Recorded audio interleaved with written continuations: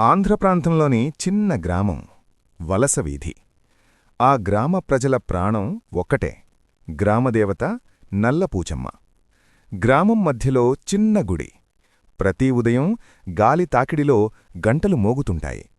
అమ్మవారి ముందు దీపాలు వెలుగుతుంటాయి. అదే గ్రామంలో సుబ్బయ్య అనే ఓ రైతుండేవాడు. అతను సాధారణ రైతు కాదు, పువ్వుల రైతు. జాస్మిన్, చామంతి, గన్నేరు, మల్లె, అతని తోటలో పూసిన పువ్వుల సువాసన గ్రామం మొత్తం పరుచుకునేది.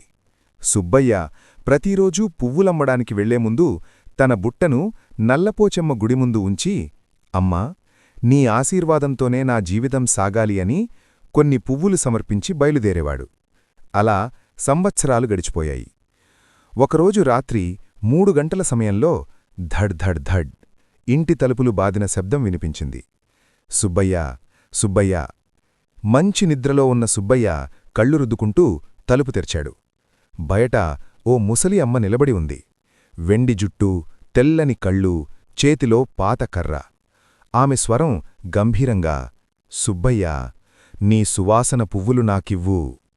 నిద్రమత్తులో ఉన్న సుబ్బయ్య ఏమీ ఆలోచించకుండా బుట్టలోని పువ్వులు ఆమెకిచ్చాడు. ఆమె నవ్వి చీకటిలో మాయమైపోయింది. మరుసటి రాత్రి మళ్లీ అదే శబ్దం, మళ్లీ అదే పిలుపు. ఈసారి సుబ్బయ్య చిరాకుతో బయటకు వచ్చాడు. అమ్మా, నువ్వెవరు? నన్ను మంచినిద్రలో లేపడం నీకు న్యాయమా అని ప్రశ్నించాడు. ఆ మాట విన్న వెంటనే గాలి ఒక్కసారిగా బలంగా వీచింది. చుట్టూ దీపాల జ్వాలలు కదిలాయి. ఆ ముసలి రూపం క్రమంగా మారడం ప్రారంభించింది. వెలుగు, అగ్ని, శక్తి. ఆమె రూపం మహత్తరంగా మారి నల్ల వస్త్రధారణలో, కళ్లలో దివ్య కాంతితో నల్లపోచమ్మగా దర్శనమిచ్చింది. సుబ్బయ్య, నీ భక్తి నాకిష్టం. నువ్వు సమర్పించిన ప్రతి పువ్వు నాకు చేరింది అని అనుగ్రహించింది. అప్పటికే సుబ్బయ్య గబగబా నిద్రలోంచి లేచిపోయాడు. ఉదయం ఆశ్చర్యంతో చెమటలు పట్టిన సుబ్బయ్య తన దగ్గరున్న మొత్తం పువ్వులను తీసుకుని గుడికి పరిగెత్తాడు. అమ్మవారి ముందు బుట్టను ఖాళీ చేసి కన్నీళ్లతో నమస్కరించాడు. ఆ రోజు నుండి సుబ్బయ్య వ్యాపారం మరింత అభివృద్ధి చెందింది. అతని పువ్వుల సువాసన మరింత దూరం వ్యాపించింది.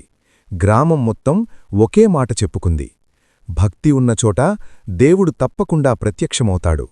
ఇది నిజంగా జరిగిన ఒక సంఘటనగా గ్రామ పెద్దలు చెబుతారు. మీక్కూడా ఆ తల్లి అనుగ్రహం పొందాలంటే ఈ ఛానల్ సబ్స్క్రైబ్ చేసి మమ్మల్ని సపోర్ట్ చేయండి.